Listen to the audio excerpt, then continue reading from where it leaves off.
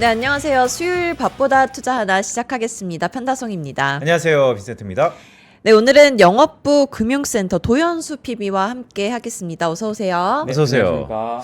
되게 오랜만에 뵙는 것 같습니다. 거의 한 3주 만에 나오는 것 같습니다. 그러니까요. 왜 이렇게 텀이 길었죠, 이번에? 그러게요. 엄청 오랜만에 나오시네요. 이번에 거의 2, 3주 만에 한 번 나왔는데 오늘 그래서 조금 갈고 닦아가지고 좋은 자료로 보답하도록 하겠습니다. 갈고 닦아서. 네, 맞습니다. 좋습니다. 네, 오늘 소개해 주실 종목은 어떤 종목이죠? 오늘은 아무래도 그 AI 관련된 얘기를 안 할 수가 없을 것 같고요. 네. 그 저번 주에 실적 발표했던 엔비디아를 위주로 좀 설명을 드리려고 해요. 그리고 엔비디아요? 엔비디아요. 엔비디아는 대한민국 사람 거의 한 2천만 투자자들이 다 아는데. 그렇죠. 웬만한 저희 뭐 어머니 아버지도 아실 정도로 엔비디아라는 기업이 가진 상징성이 굉장히 커졌다라고 생각이 들고, 제가 들고 나오는 이유는 엔비디아라는 기업에 대해서도 오늘 자세하게 말씀을 드릴 테지만, 이 지금 시장에서 화두가 되고 있는 게 뭐 AI 버블론이다, 뭐 엔비디아는 지금 뭐 분식 계획을 하고 있다, 여러 가지 얘기가 나오고 있는데, 그런 점을 짚고 나서 결국에는 엔비디아를 어떻게 해야 되냐에 대해서 한번 말씀을 좀 드리려고 합니다, 오늘.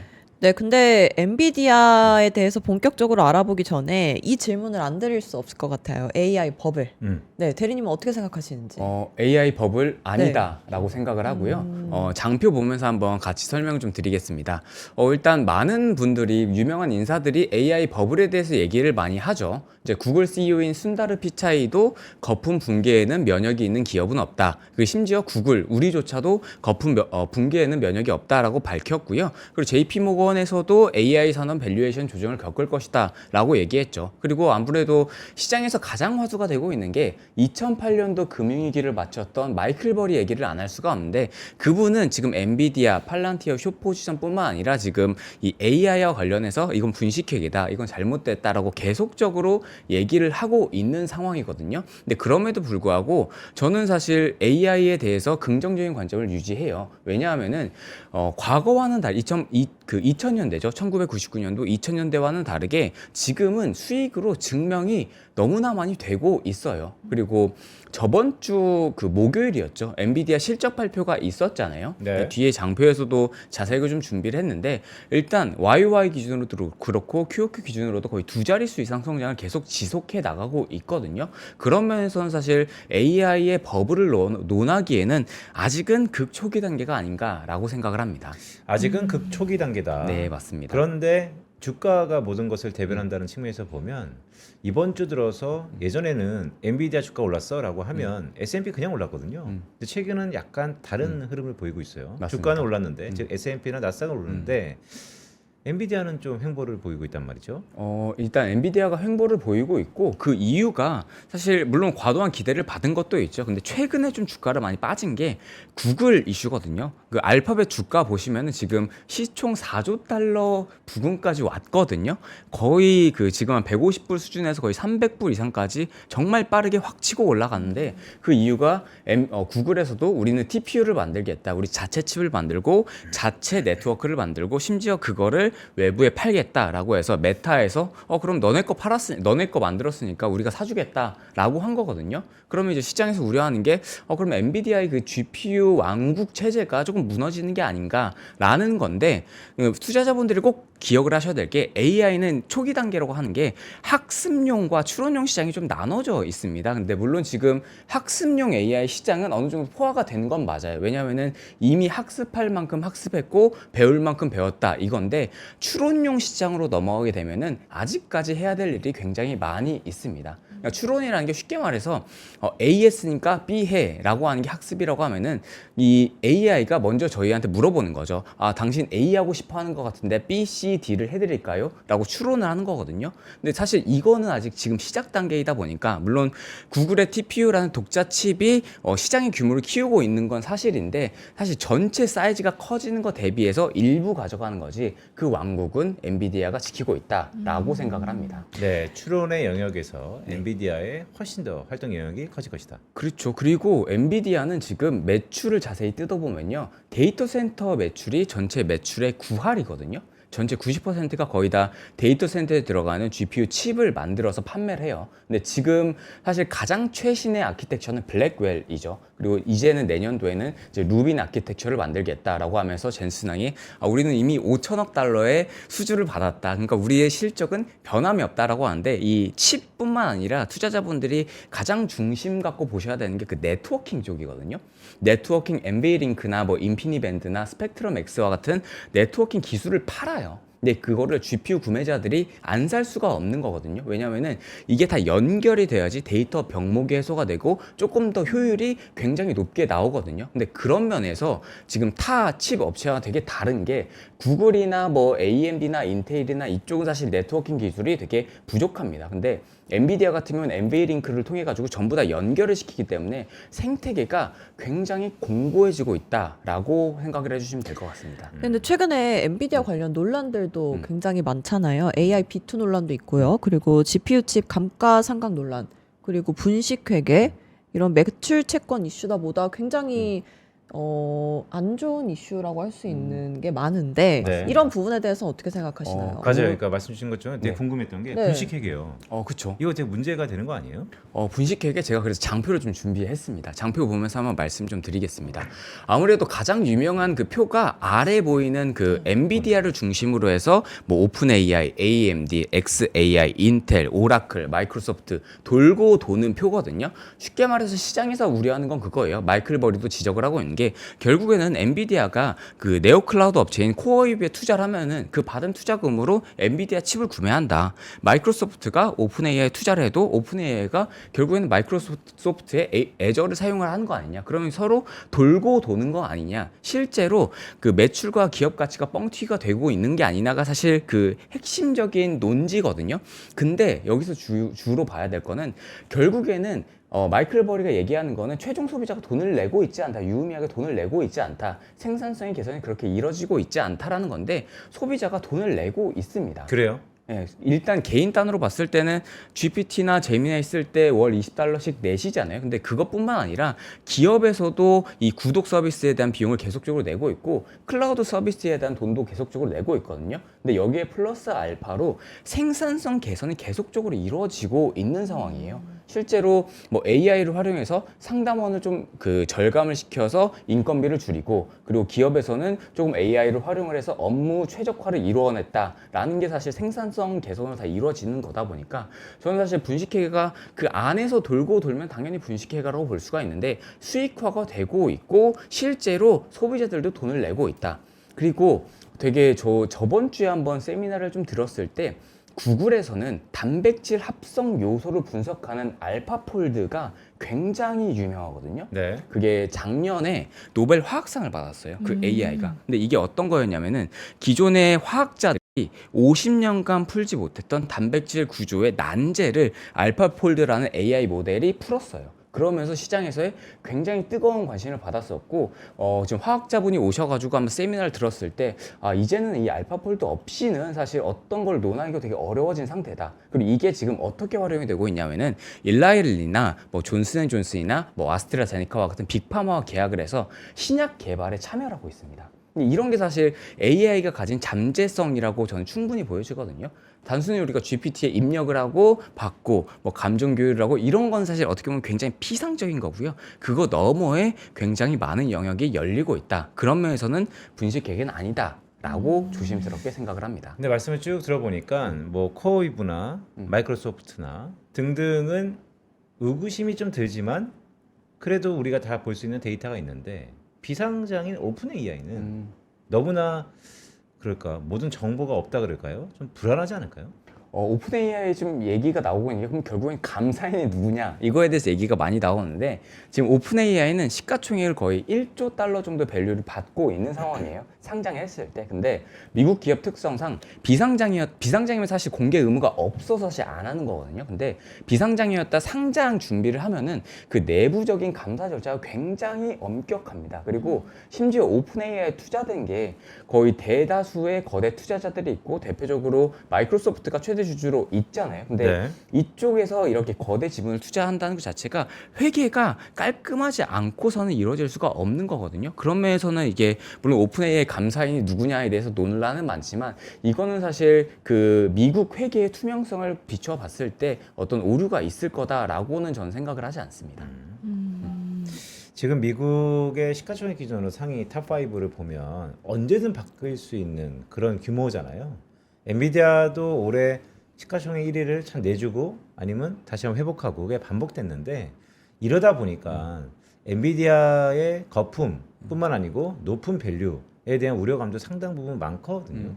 그러면 엔비디아는 이거를 해결하기 위해서 우리가 흔히 아는 것처럼 계속해서 설비 투자를 하고 마진이 높으면 해결이 되는 건지 아니면 그것조차도 더 이상 엔비디아의 불안감에 해소되는 하나의 요인이 아니다. 이렇게 시장이 생각하면 글쎄 뭐 큰 크락션까지는 아니지만 이전과 다른 전략이 좀 필요하다는 생각도 드는데 그거에 대해서 어떻게 생각하세요? 그 부분에 대해서 사실 고민이 제일 많았어요. 되게 중요한 질문을 해주신 것 같고요.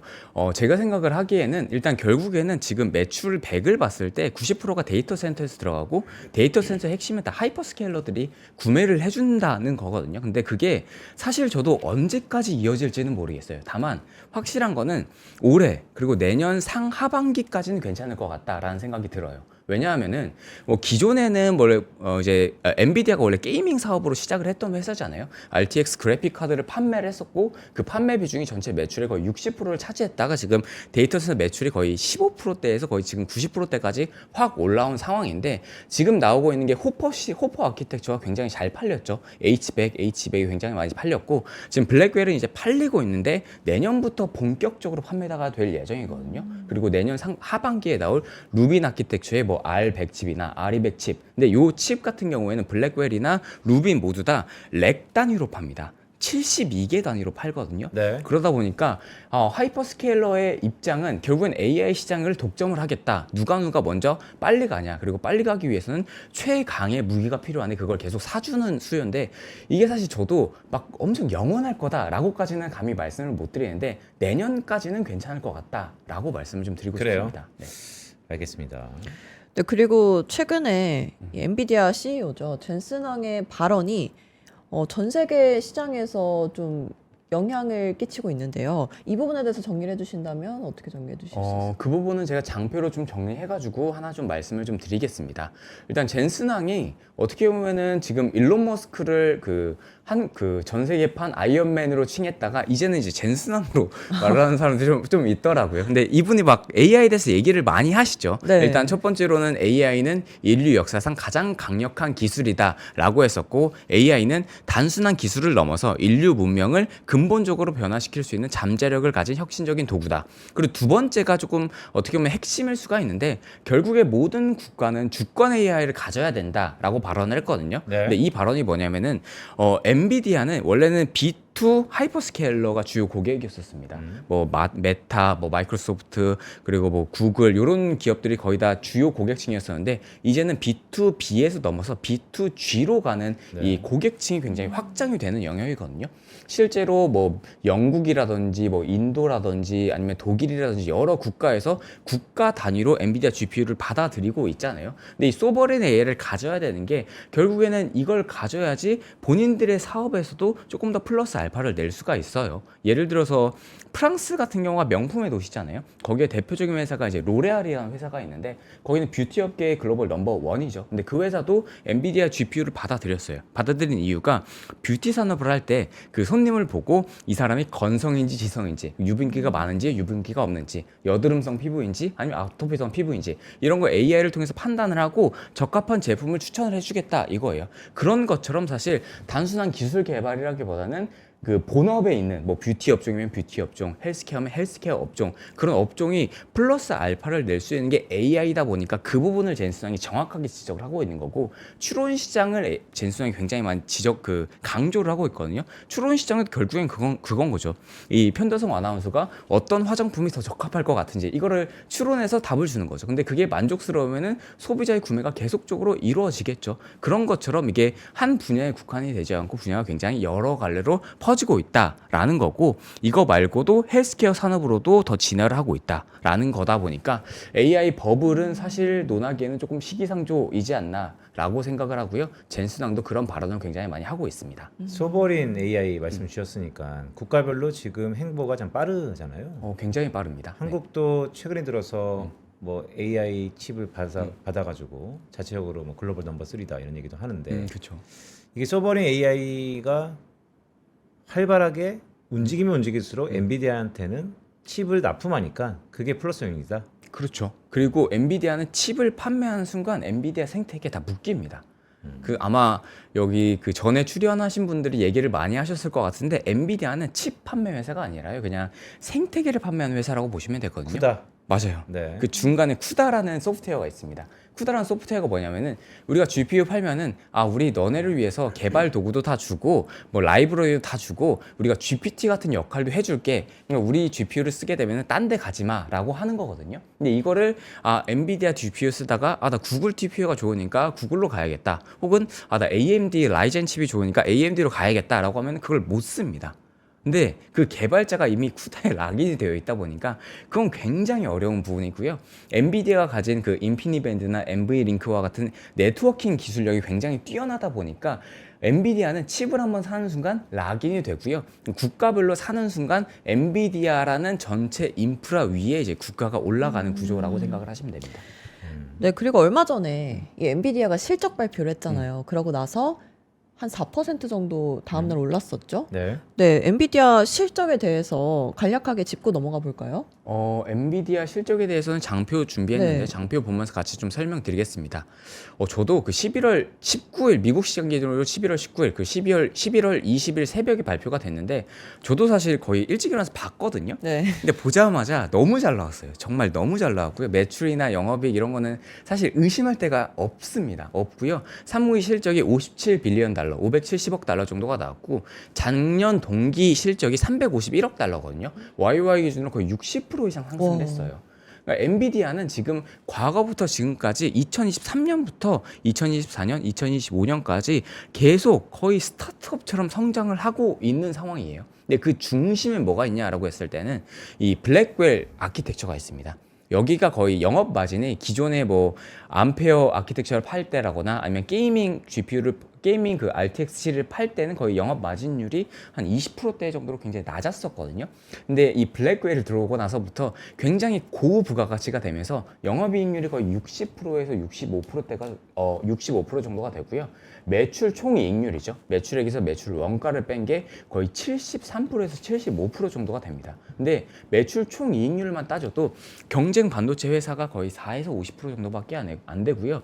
영업이익률이 65%라는 거는 일단 기본 제조업에서는 10%대, 애플이 30%대, 마이크로소프트가 정말 돈을 잘 번다고 해도 40%대거든요. 그거보다도 거의 1.5배 높습니다. 그러다 보니까 정말 마진이 높고 마진이 높은 이유는 이 기술력을 독점을 하고 있다는 거죠. 근데 다만 그때 거의 애프터마켓에서 제 기억이 맞다면 거의 7, 8%가 급등을 했어요. 그래서 이게 다음날 정말 시장 좋겠구나. 지금 반붐 온이다라고 생각을 했었는데 그날 당일에 그 리사 쿡이라고 연준 이사가 한마디 하죠. 이제 너무 자산이 고평가됐다라고 하면서 인플레이션 위협이 확 시장에 들이오면서 엔비디아가 그 7, 8% 오르던 게 마이너스 한 2, 3% 빠지면서 지금까지 주가가 좀 안 좋은 상황이거든요. 네. 근데 금리 같은 경우에는 최근에 또 연준 월러 이사가 또 얘기를 하면서 우리는 금리 인하를 지지한다라고 하면서 금리 인하 확률이 30%대에서 지금 한 85%대를 거의 엄청 올라갔네요. 엄청 올라가 있는 상황에서 시장은 금리 인하를 반영을 하고 있다 보니까 저는 오히려 이렇게 빠졌을 때 구글 이슈로 빠지고 금리 이슈로 빠졌을 때 이렇게 실적 좋은 기업들은 담아가야 된다라고 생각을 합니다. 그래요. 그러니까 엔비디아의 최대 글쎄 판매 제품이라고 하는 거는 사실 쿠다인데 그거는 이제 플랫폼이라고 보고 엔비디아가 주로 주력하는 품목은 뭡니까? 최근에 뭐 H100도 있고 GB300도 있고 그쵸. 되게 다양하잖아요. 네. 우리가 시청자분들께서 엔비디아 추천을 많이 하시지만 도대체 이 기업이 뭘 주력으로 파는지를 잘 모르시는 분들도 꽤 있거든요. 도대체 어떤 거가 주력입니까? 제 주력에 대해서 말씀을 드리면요. 일단 칩이고요. 컴퓨팅 칩이고요. 장표 같이 보면서 말씀을 좀 드릴게요. 현재 칩이 판매하는 비중이 한 75% 정도가 되고 기존에는 이제 A100 칩이었어요. 2020년도에는 암페어 아키텍처 A100 칩인데 여기가 거의 AI 시대의 개막을 나타냈던 칩이죠. 근데 그 다음으로 호퍼 시리즈가 나타나게 되면서 이 칩은 H100, H200 칩인데 챗 GPT의 아버지 격인 칩으로 불리죠. 그리고 지금 제일 주력하는 건 아무래도 블랙웰이고요. 블랙웰은 사실 없어서 못 팝니다. 네. 지금 없어서 못 팔고 B100, B200, G200, G300을 파는데 엔비디아가 지금 판매 단가가 굉장히 올라갔거든요. 올라간 이유가 뭐냐면은 이 하나의 렉 단위로 팝니다. 냉장고 단위로 판다라고 보시면 되는데 이 GB200이나 GB300을 제가 그림을 통해 좀 보여드리면은 그 그레이스 CPU라고 엔비디아의 CPU거든요. 그걸 하나 넣고 그리고 블랙웰 칩, B200 칩 GPU를 2개 넣어서 그걸 한 세트로 만듭니다. 이게 100, 200 숫자가 의미하는 게 뭐예요? 더 숫자가 높아질수록 성능이 높아진다라고 보시면 되고 현재는 B300 블랙웰 울트라까지 나와 있습니다. 그러니까 그게 숫자가 뭐 100, 200, 300이 뭐 연산 속도입니까? 그렇습니다. 연산 속도랑 전력 효율이랑 모두 종합적으로 고려해서 1, 2, 3순으로 갑니다. 그리고 300이 제일 빠르고 그쵸. 현재로선 그렇고요. 거기다가 이제 본인들의 자사 그레이스 CPU를 붙이는 건데 지금 제일 많이 팔리는 게 GB200, GB300인데 이거는 그레이스 CPU 1개 그리고 B200 칩 2개를 묶어가지고 하나의 판을 만드는데요. 그러면 이게 CPU 1개, GPU 2개, 1+2잖아요. 근데 이거를 36개를 만들어요. 36개를 만들어서 그거를 NVL72 렉 단위로 만들어서 GPU가 총 72개 들어가고 CPU가 36개 들어가는 하나의 그 AI 풀스택 플랫폼을 거기다 파는 건데 이거를 지금 하이퍼스케일러들이 매주 단위로 1000개씩 사고 있어요. 근데 또 없어서 못 파는 수준이라고 보시면 됩니다. 근데 엔비디아가 기존에 게이밍 부문으로 시작을 했잖아요. 그래서 얼마 전에 방한했을 때 한국의 PC방이 엔비디아를 많이 키웠다라는 말도 있었는데 요즘엔 그 게이밍 부문이 어때요? 게이밍 부분은 사실 많이 축소가 된 건 사실이에요. 게이밍 부분이 원래는 저도 거의 2015년, 2018년도만 해도 엔비디아 그래픽 카드로만 사실 사람들이 얘기를 했었거든요. 네. 근데 그 부분이 원래 전체 매출 비중이 6할, 7할 이상을 차지를 했었어요. 굉장히 굵직했었고 예전에는 인텔은 CPU고 엔비디아는 GPU다. 그런 인식이 되게 많았었거든요. 근데 그런 매출 비중이 지금 데이터 센터로 인해 가지고 굉장히 많이 뒤바뀐 상황입니다. 매출 비중이 데이터 센터가 9할 정도 되고 지금 게이밍 비중이 차지하는 비중이 거의 7.5%, 8% 정도밖에 안 됩니다. 그러니까 굉장히 이제는 낮아졌다. 완전히 피벗했다는 얘기인데 완전히 피벗했습니다. 근데 일각에서는 이런 의견도 있더라고요. 지금의 엔비디아를 만들어낸 건 결국 게임 업계에서의 펼쳐지는 그 모든 것들 지금 우리가 AI로 펼쳐지는 세상에서 꿈꾸는 모든 것들이 과거에는 게임 세계에 다 있었다.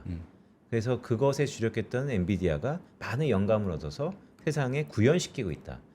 그래서 거기에 화수분처럼 원동력은 게임이었다라는 얘기가 참 많거든요.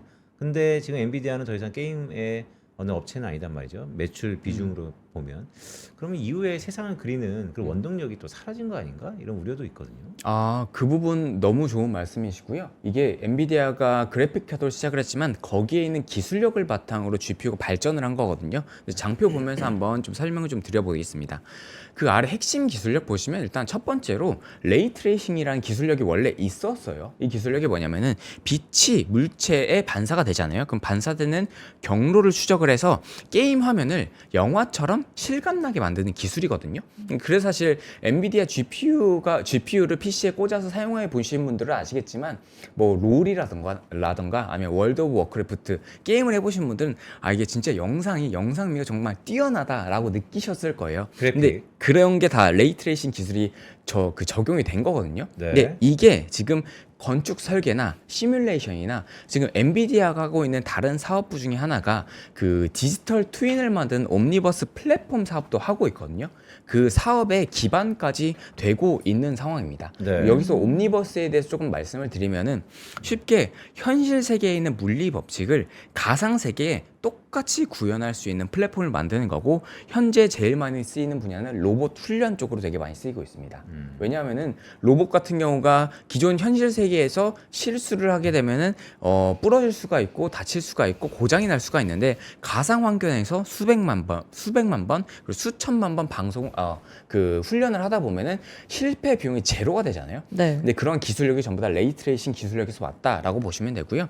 두 번째가 DLSS 기술력인데 기술력인데 이거는 AI가 저화질 게임 화면을 고화질로 바꿔주는 기술력이에요. 근데 이거는 지금의 GPU, 암페어에서 그 호퍼, 그리고 호퍼에서 블랙웰, 루빈까지 이어지는 GPU 효율을 높이는데 굉장히 큰 공을 들이고 있는 기술력이다. 그래서 종합을 하자면은 지금 원래는 게이밍 회사에서 출발했지만 그 기술력을 바탕으로 해서 GPU에 대한 성능을 업그레이드 시키고 그 업그레이드된 성능을 바탕으로 AI를 확실히 학습시키고 추론하는 영역까지 지원을 하면서 지금 세계관을 굉장히 넓히고 있다라고 생각을 해주시는 게 제일 정확하지 않을까라고 저는 생각을 합니다. 그러니까요. 추론 AI 시대, 피지컬 AI로 넘어가기 바로 직전이라 하더라도 AI가 그리는 세상은 어떤 걸까라고 봤을 때 그걸 잘 여쭤보면 전문가들은 게임 속에 옛날에 다 있었다 이런 맞아요. 얘기를 하더라고요. 그래서 근데 엔비디아가 아까 말씀드렸던 핵심 기술 두 가지를 포함해서 상당 부분 이미 게임 시장에서 구현됐던 것들이 지금 나오고 있다. 그렇죠. 맞습니다. 그리고요, 제가 이어서 아까 옴니버스 플랫폼 얘기 드렸었는데요. 그 부분 장표 보면서 한번 설명을 드리겠습니다. 일단 엔비디아가 자율주행 로봇 얘기를 사실 굉장히 많이 합니다. 네. 많이 하는데요. IR 자료를 자세히 뜯어보시면 매출 비중이 없어요. 매출이 거의 1% 미만입니다. 지금 옴니버스 같은 경우는 매출 비중의 전체 1.3% 정도밖에 안 되거든요. 근데 이게 사실 미래의 분야인 거지 지금 막 숫자로 찍히는 분야는 아니라는 점은 이제 투자자분들이 알고 계시면 좋을 것 같고요. 옴니버스 플랫폼을 기업들이 구독을 하거든요. 근데 구독을 하는 이유는 명확합니다. 현실 세계에 있는 모든 물리 법칙이 가상 세계에 적용이 되기 때문에 본인들이 공장을 짓기 전에 그리고 물류센터를 짓기 전에 그 로봇을 출시하기 전에 옴니버스 플랫폼 안에서 전부 다 시뮬레이션을 해보고 훈련을 시키고자 하는 니즈가 굉장히 큰 거거든요. 근데 그런 면에서는 이 옴니버스 플랫폼이 지금 굉장히 판을 잘 깔고 있다라고 생각을 하고요. 그 안에 정확하게 로봇 훈련장이 아이작 심이라는 로봇 훈련장이 있습니다. 근데 여기가 지금 여러 로봇 회사들이 있잖아요. 여러 로봇 회사들이 본인들이 만든 로봇의 가상 환경을 전부 다 거의 다가 이 아이작 심 옴니버스 플랫폼 안에 있는 아이작 심이라는 로봇 훈련장에서 훈련을 시키고 있다라고 생각을 해주시면 될 것 같아요. 이 가져오신 자료 36페이지를 보면 오린, 토르 네. 이게 약간 히어로들 다 이름 아니에요? 히어로들의 이름이고요. 이거는 지금은 자율주행차 쪽에 쓰이고 있어요. 네. 이 부분에 대해서도 장표 보면서 한번 말씀을 좀 드려보면요. 전체 매출 비중의 1% 정도로 굉장히 낮게 차지를 하고 있거든요. 근데 엔비디아가 지금 말하는 것 중에 결국은 우리는 자율주행을 하겠다. 차라는 물체가 제가 일전 공부하나 코너에서도 테슬라를 좀 강조해서 말씀드렸었는데 결국에 차는 하나의 디바이스가 될 것이다. 하나의 움직이는 데이터 센터가 되고 하나의 어떤 플랫폼 형태로 될 것이고 그거는 자율주행의 중간에 갈 것이다 라고 강조를 하고 또 강조를 했었는데 그 안에 우리는 두뇌를 제공하겠다라고 하는 게 지금 나와 있는 게 엔비디아 드라이브 올인 칩이거든요. 현재 스마트카의 표준 두뇌라고 보시면 되고요. 현재 벤츠나 현대차나 BYD 기존 레거시 자동차들과 제휴를 진행을 하고 있습니다. 쉽게 기존 레거시 차량 자체도 지금 자율주행을 막 본격적으로 본인들이 하겠다라는 업체는 없고요. 말씀드렸던 것처럼 테슬라에 붙거나 엔비디아에 붙거나 중국은 화웨이에 붙거나 제가 보기에 그 세 개 중에 하나라고 결국엔 보여지거든요. 결국엔 엔비디아에 붙은 거죠. 근데 엔비디아가 올인 말고 조금 더 나은 칩을 이제 출시 예정인 건데 토르 칩을 이제 블랙웰 기반으로 출시를 하는데 이거는 이제 올인보다 한 8배 이상의 성능을 내는 칩이다라고 생각을 해주시면 될 것 같습니다. 네. 근데 리스크 중에 미중 무역 갈등, 중국 수출 규제를 엔비디아 얘기할 때 빼놓을 수 없을 것 같은데 앞으로 엔비디아에 이 리스크가 크게 작용을 할까요? 지금 중국은 이미 반영이 다 됐습니다. 반영이 다 됐고요. 원래 그 문제가 됐던 게 그 H100 원래 네. 수출한다고 했다가 안 된다.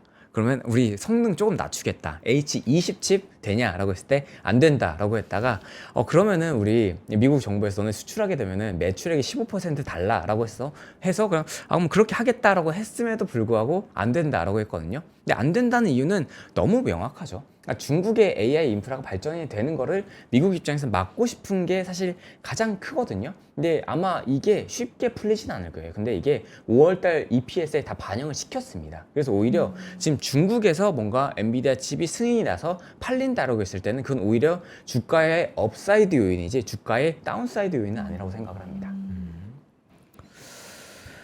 네, 그리고 루빈 칩과 파인만 칩은 어떤 거예요?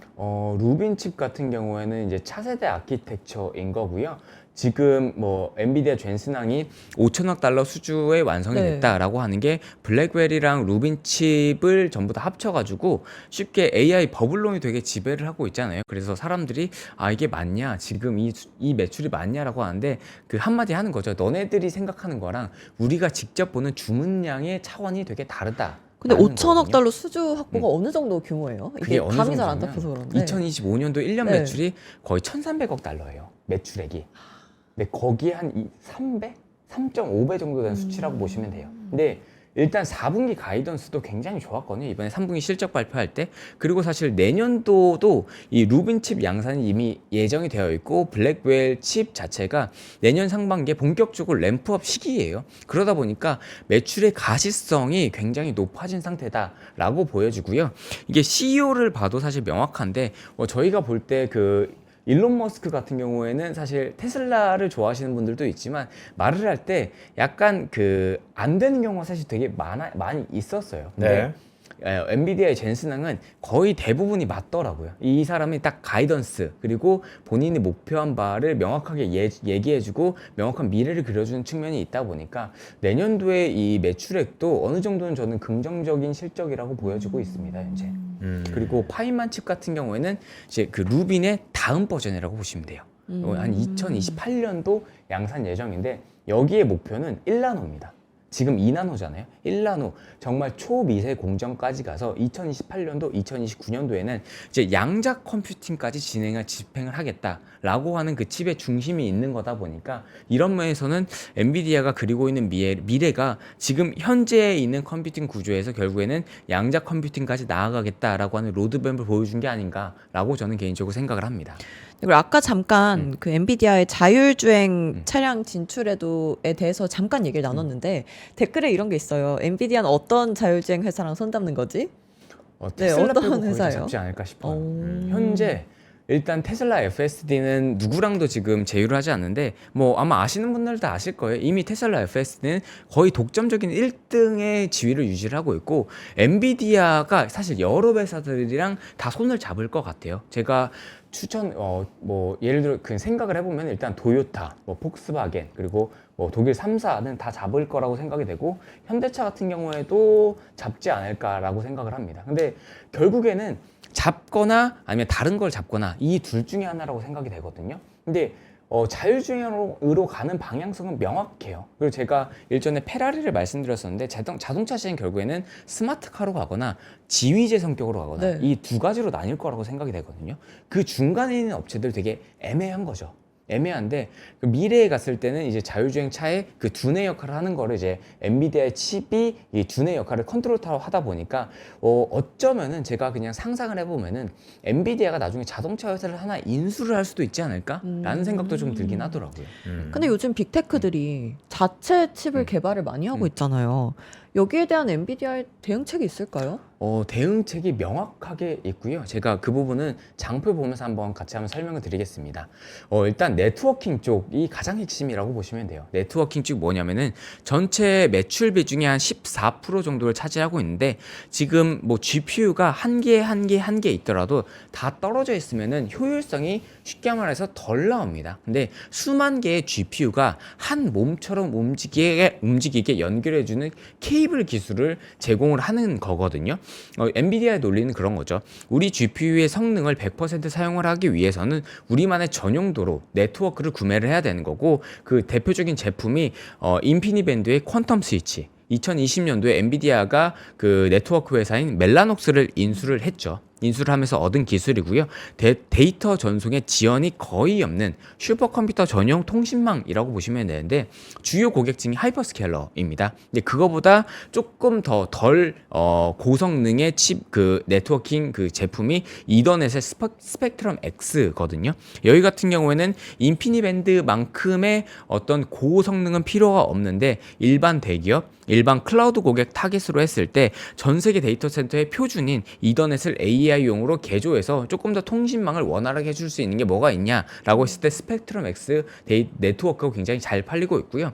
그리고 가장 핵심이라고 볼 수가 있는 게 NV링크입니다. NV링크는 NV링크 스위치 트레이를 판매를 하는데 이거는 칩 간 신경만이에요. 아까 블랙웰부터는 72개 단위로 판다고 했잖아요. 네. 그리고 네. 루빈 칩 같은 경우에는 여기에 더해가지고 그 블랙웰이 1+2 CPU 한 개에 블랙웰 칩 2개인데 루빈 칩, 루빈 아키텍처로 넘어가게 되면은 이 베라 루빈이거든요. 베라 CPU가 2개, 그리고 루빈 GPU가 4개, 2+4가 36개 있는 렉 형태로 판매를 하는 거거든요. 네. 그럼 여기서 NV링크는 이 안에 있는 모든 GPU를 연결을 해주는 겁니다. 칩 간 연결을 해주는 신경망을 제공해주는 기술력이거든요. 근데 이게 정말 네트워크 매출 폭증의 가장 1등 공신이에요. 초광대역 연결 기술이고 이 연결을 통해 가지고 엔비디아 GPU가 한 개가 72개가 한 개처럼 움직일 수가 있는 거죠. 근데 아까 주임님께서 이제 독자칩 말씀해 주셨었는데 네. 독자칩이 결국에는 엔비디아의 종속이 될 거다라고 저는 개인적으로 생각이 되는 게 엔비디아가 퓨전 기술을 합니다. 최근에 이제 5월달에 기사도 하나 나왔었는데 젠슨항이 빅테크 맞춤형으로 AI 반도체 ASIC과 호환이 되는 시스템을 공개를 했어요. 근데 이게 뭐냐면은 원래는 NV링크는 엔비디아 GPU끼리만 연결이 됐었어요. 근데 이거를 우리 거만 연결하지 않고 너네 구글 TPU 있으면 구글 TPU, AMD 칩이 있으면 AMD 칩, 그리고 뭐 애플도 A 칩이 있고 테슬라도 독자 칩이 있잖아요. 그거 가져오면은 다 연결을 해줄게. 다만 전제 조건이 있어요. 다만 우리 거 하나는 써야 된다. 근데 그게 독자칩을 전제조건. 개발했을 때 가격적인 측면에서 독자칩을 사용하는 게 더 유리하면 엔비디아 거 사용 안 할 수도 있잖아요. 연결을 아무리 해줘도. 연결을 하면은 거기에 성능이 곱하기 5배, 곱하기 성능이 10배가 좋아져서요? 된다고 보시면 돼요. 데이터 병목이 다 해소가 된다라고 보시면 됩니다. 그리고 그게 사실 가장 큰 엔비디아의 락인 효과인 거죠. 그래서 결국에는 구글도 지금 TPU를 만든 게 아마 그 내부적으로는 굉장히 잘 돌아갈 거예요. 근데 다른 회사들이 쓸 때는 구글의 TPU를 쓰는 것보다 엔비디아의 GPU를 사서 연결을 하는 게 훨씬 더 효율성이 좋고, 지금은 결국에는 AI 시장, AI 학습 시장, AI 추론 시장을 누가 선점하냐 그 싸움이거든요. 누가 빨리 정확하게 가냐 이 싸움이다 보니까 결국에는 엔비디아의 플랫폼 안에서 매출 규모가 커지는데, 물론 국어 같은 게 조금 더 커질 수는 있겠죠. 근데 전체 9할, 그 9.5할은 거의 엔비디아가 가져갈 거다라고 생각을 합니다. 이 네트워크로 네. 인해서. 네, 그러니까 네. 뭐 생각해 보면 이거랑 꼭 비슷하진 않겠지만 안드로이드 폰, 애플 유저 그게 잘 호환이 안 되잖아요. 맞습니다. 그런데 엔비디아는 그것을 일단 뭐 완전히 생태계가 다르겠지만 호환시켜서 좀 더 범용성이 높아졌다. 그렇죠. 그리고 범용성이 높게 만든 게 일단 젠슨왕이 보는 시장은 굉장히 넓어요. AI 추론 시장만 하더라도 거의 엔비디아 매출액의 거의 30-40배 이상이거든요. 거의 3조에서 4조 달러 이상을 보고 있기 때문에 이렇게 파이가 커지는데 결국에는 조금 나눠 먹어도 된다라는 거죠. 결국엔 우리가 다 가져갈 거니까.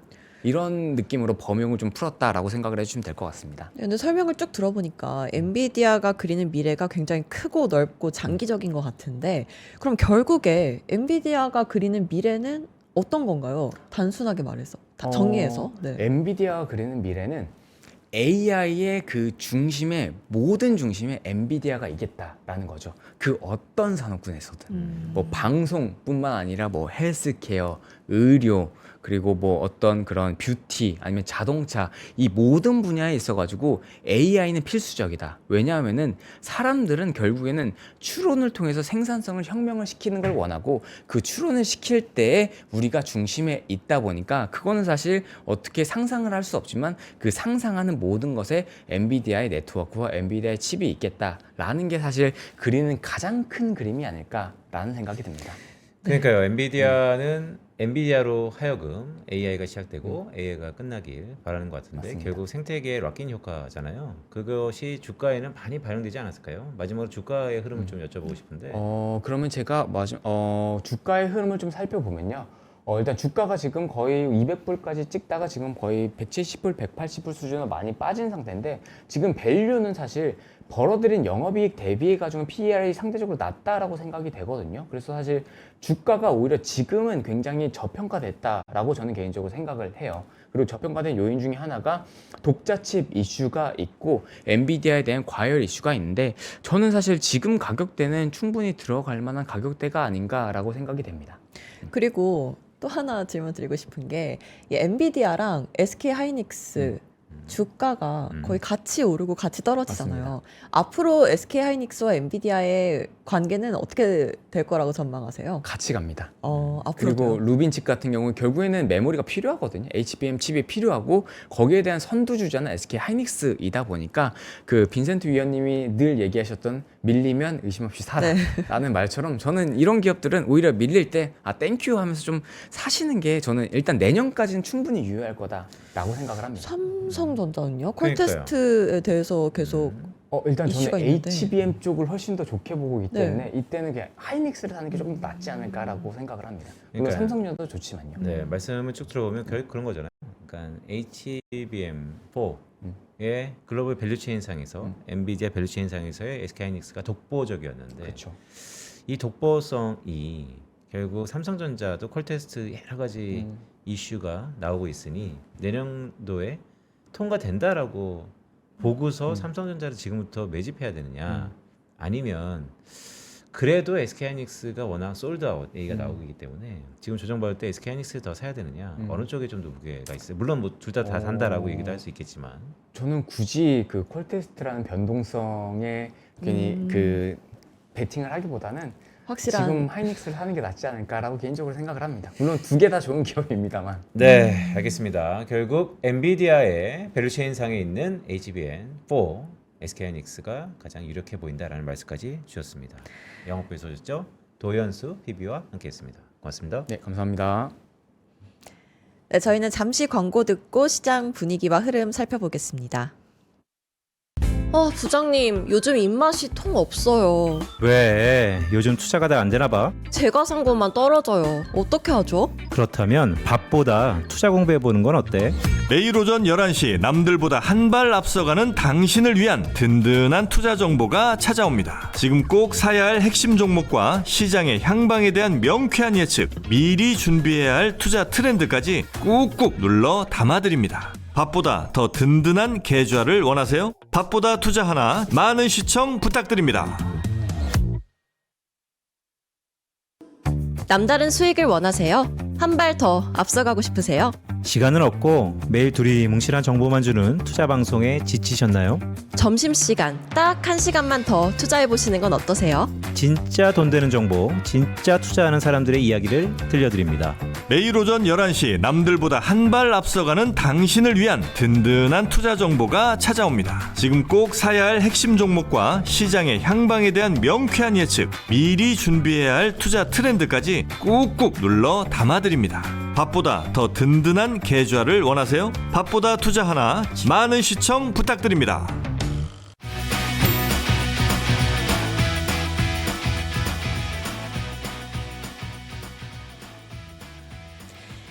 네, 마켓 이슈 하나하나 시간입니다. 오늘은 정혜민 PB와 함께하겠습니다. 어서 오세요. 어서 오세요. 네, 안녕하세요. 하나증권 정혜민 PB입니다. 마곡에서 오신 정혜민 PB.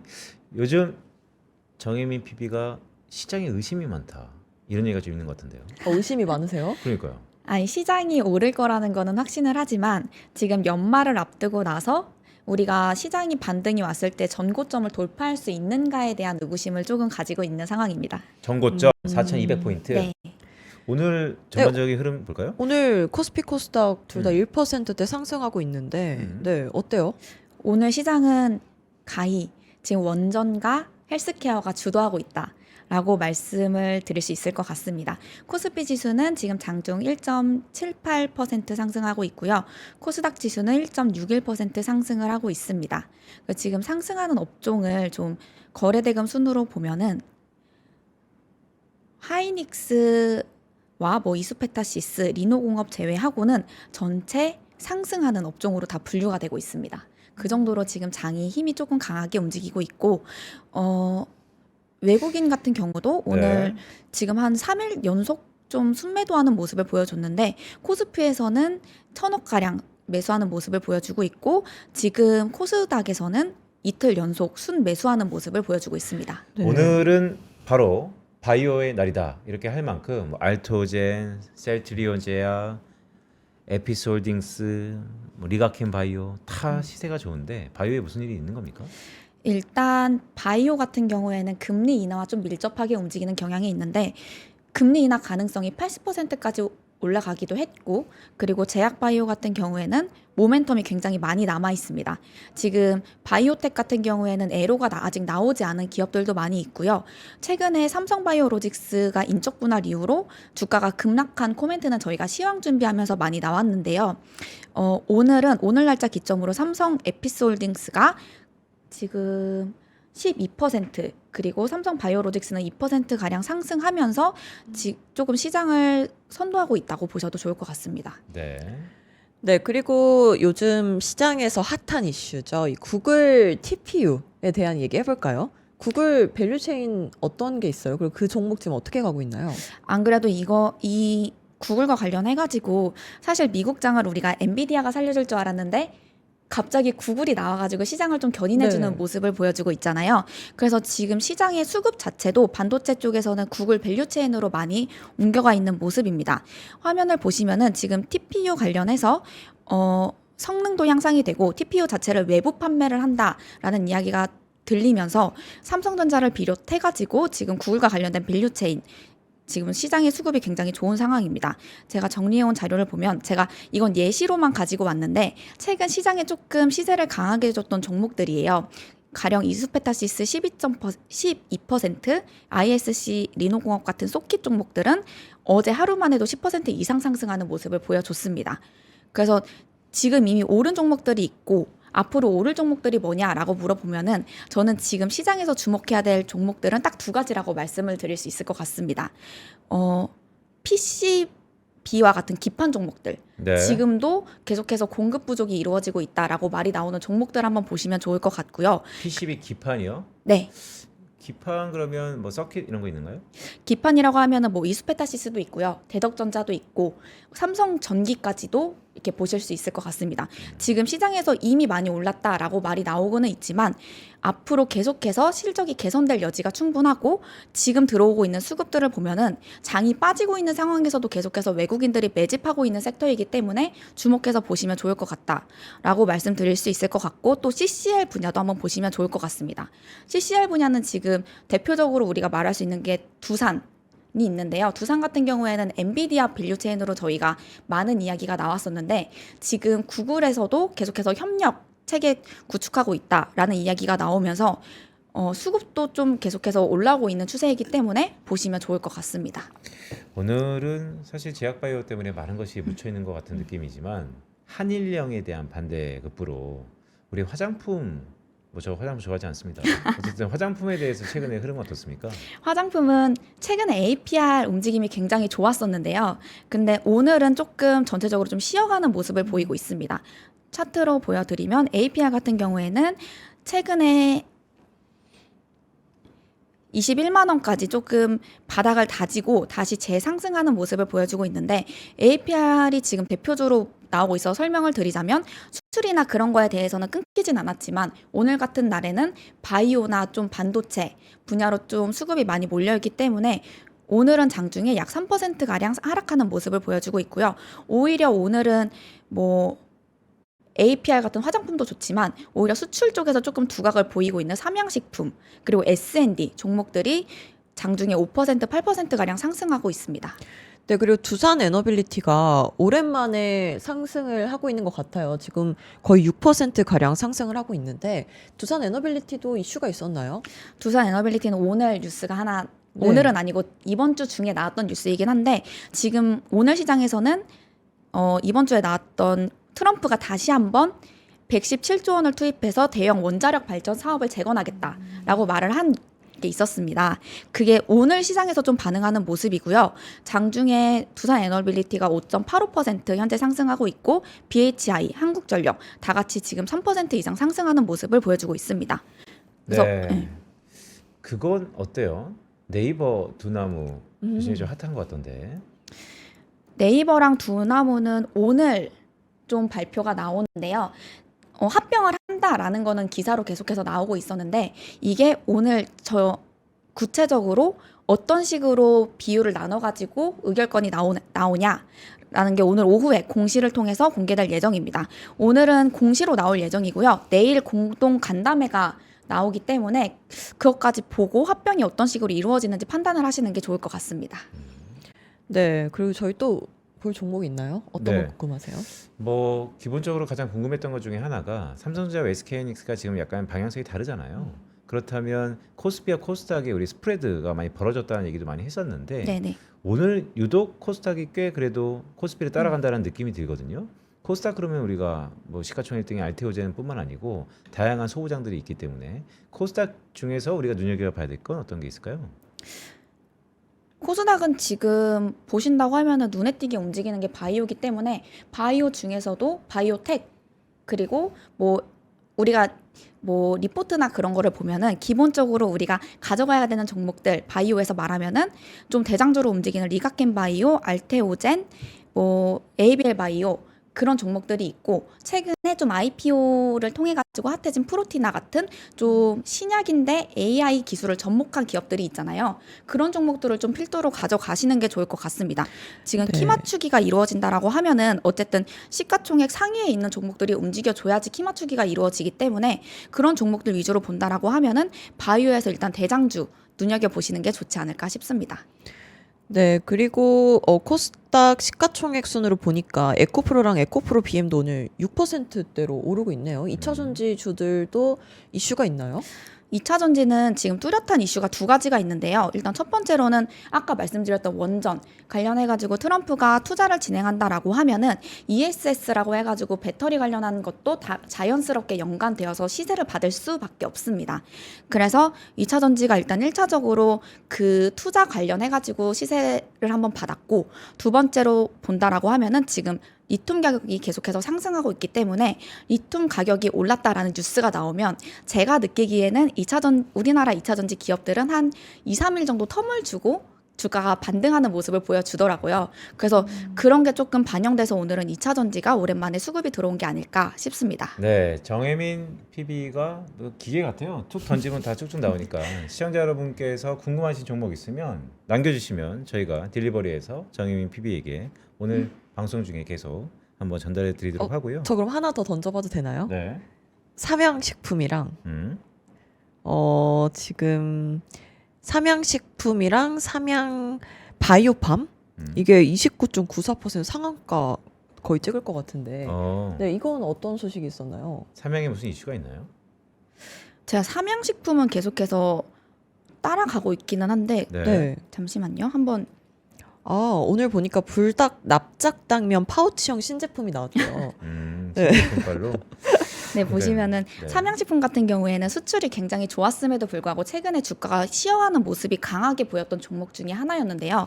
우리가 수출 데이터라고 하면은 20일을 기점으로 매번 이렇게 업데이트가 되는데 삼양식품은 계속해서 상승하고 있는 품목군이에요. 그래서 네.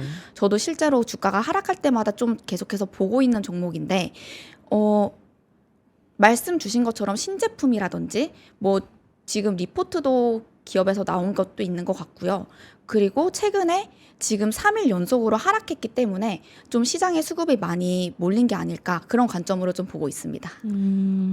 아이폰이 최근에 새로운 버전이 몇이에요? 버전이? 17 아닌가요? 17이에요. 네. 그게 그렇게 잘 팔립니까? 지금 미국하고 중국 핵심 시장에서 두 자릿수 이상 판매 증가율을 기록했다라고 하는데 이게 의미하는 게 이제 14년 만에 스마트폰 제조사 1위로 등극할 것이다 라는 뉴스가 오늘 날짜로 나왔더라고요. 그래서 지금 아이폰이 원래 계속해서 연초되고 하면은 신제품이 계속해서 나오게 되는데 이번 기점으로 해서 좀 삼성 갤럭시를 이길 수 있는 모멘텀이 나온 게 아닌가라는 좀 시장에 관심이 있는 것 같습니다. 혜민 PB는 핸드폰 못 써요? 저는 갤럭시 씁니다. 저는 AI를 굉장히 중요하게 여기는데 네. 그 저희 갤럭시에는 제미나이 들어가 있잖아요. 네, 탑재되어 네. 있잖아요. 지금 저도 제미나이에 좀 많은 관심을 요즘 가지고 있기 때문에 갤럭시에 탑재된 게 굉장히 좋더라고요. 그래서 저는 AI 측면에서 보면은 사실 갤럭시가 좀 더 우위에 있다라고 보고 있기는 한데 지금 애플에서도 AI 계속해서 탑재시키고 발전시키려고 노력을 하고 있는 부분들이 좀 성장 가능성으로 매겨지고 있지 않나 이런 관점으로 보고 있습니다. 알겠습니다. 그러니까 일상생활에서의 AI화가 스마트폰에서도 침투됐다 이렇게 좀 이해하고 있는데, 자 오늘 수요일이에요. 한 주를 보면 분수령이라고 할 수 있는데 우리 장도 오전장과 오후장의 분수령이 좀 점심시간 저는 것 같습니다. 오후장에는 우리가 무엇을 봐야 될까요? 제가 요즘 장을 보면서 느끼는 게 요즘 장이 우리 국내 장의 흐름이 아침에는 되게 강하게 시작을 해요. 강하게 시작을 하는데 지금 점심이나 오후가 되면 상승폭이 점점 축소가 되고 오히려 마감할 때 되면 좀 음전이라고 해서 음봉으로 전환이 된 상태로 마무리되는 경우가 있는데 이 흐름을 알고 이제 매매를 진행하는 게 좀 좋을 것 같습니다. 그거를 파악을 하고 나서 이제 우리가 매수를 한다라고 하면은 이전에는 우리가 계속해서 상승장이 보장이 되었기 때문에 상승할 때 계속 매수하는 좀 습관을 어느 정도 투자자분들이 가지고 있었을 것 같은데 이제는 조금 하락할 때 잡는 습관을 가져보시는 게 어떨까라는 생각을 가지고 있습니다. 제가 코스피 지수를 계속해서 요즘 좀 보고 있는데 코스피 지수를 보면은 잠시만요. 네. 코스피 지수의 흐름을 보고 있는 건가요? 네. 네. 지금 저희가 전고점을 한번 돌파를 하고 나서 계속해서 하락했다 반등했다 다시 하락했다가 오늘 조금 반등하는 모습을 보여주고 있잖아요. 이게 아무리 강한 반등이 온다고 하더라도 지금 전고점을 돌파하려면은 적어도 정말 강한 모멘텀이 나와야 되는데 지금 연말의 시장의 흐름을 보면은 연말에는 이제 운용력들이 어느 정도 운용했던 것을 정리를 하고 받은 성과급을 바탕으로 뭐 휴가를 간다든지 그런 식의 흐름이 나오는 경우가 굉장히 많아요. 그러면은 지금 그런 흐름들을 봤을 때 과연 우리가 전고점을 돌파할 만한 힘을 가지고 있느냐? 저는 사실 연말까지는 조금 힘들지 않을까? 그런 관점으로 보고 있기 때문에 계속해서 조심하면서 보자라고 말을 했던 게 그런 의미였고, 그래서 이제는 뭔가 상승할 때 계속해서 불타는 관점으로 시장을 보기보다는 오히려 하락할 때 내가 좋아했던 종목들을 담아가는 관점으로 시장을 좀 끌어가 보자. 이렇게 말씀을 드리고 싶습니다. 연말이 됐으니 북클로징 이슈도 있고 이벤트에 대한 부재도 있고 아무래도 전고점을 뚫기에는 모멘텀이 살짝은 약한 시기가 들어왔기 때문에 다가오는 12월 달에는 단기적인 트레이닝이라든지 아니면 좋아했던 주식 아니면 관심 있게 봤던 주식은 조금씩 담아두자. 네, 하락하면 담아두자. 그럼 단기 트레이딩보다는 조금 중장기적인 트레이딩을 추천하시는 거네요? 지금은 그런 지금은? 관점으로 봐야 되는 게 맞는 것 같아요. 만약에 단기 트레이딩 관점으로 내가 수익을 보고 싶어라고 하면은 이제는 뭐 하이닉스 담아가지고 내가 단기 수익 볼래 이런 관점으로 가는 게 아니라 정말 중소형주를 컨택을 해서 이 기업이 단기적으로 모멘텀이 남아있는 것들을 파악을 하고 좀 그런 관점으로 개별주로 들어가는 게 낫지 않나 그런 관점으로 시장을 보고 있습니다. 네, 그럼 오후장 투자 전략 한마디로 정리하면 어떻게 정리할 수 있을까요? 신중하자. 신중하자. 네. 오늘 유독 신중한 것 같습니다. 네. 자, 마곡에서 오셨습니다. 정혜민 PB와 함께했습니다. 고맙습니다. 네, 감사합니다. 네, 그리고 저희 밥보다 투자하나 치킨 이벤트 계속 진행 중입니다. 이제 치킨 이벤트 설명 안 드려도 다들 아시겠죠? 아, 제가 한번 들어볼까요? 네. 네. 오늘 어떤 포인트가 기억에 남으셨는지 저희 댓글창에 표시해 주시면 저희가 선정해서 치킨 저희 얼마나 쏘고 있죠? 저희 매주 네. 5분께 드리고 있습니다. 매주 5분. 네, 심지어 치킨 말고 치킨에 콜라까지 드립니다. 아, 우리 그거 어떻게 됐어요? 편다성 아나운서와 함께하는 치킨 데이트 뭐 이런 거 있지 않았어요? 그 빈센트가 기획해 주시기로 해가지고. 아직 기획 안 했군요. 네. 죄송합니다. 자, 12월에는 보다 참신한 네. 시도들 한번 해 보겠고요. 저희 공개 방송 날짜가 12월 11일. 11일 네. 저녁입니다. 그때 오시면 또 여러 가지 이벤트가 있으니까 많은 참여 부탁드립니다. 네, 밥보다 투자 하나는 내일도 알찬 정보로 찾아뵙겠습니다. 고맙습니다. 고맙습니다.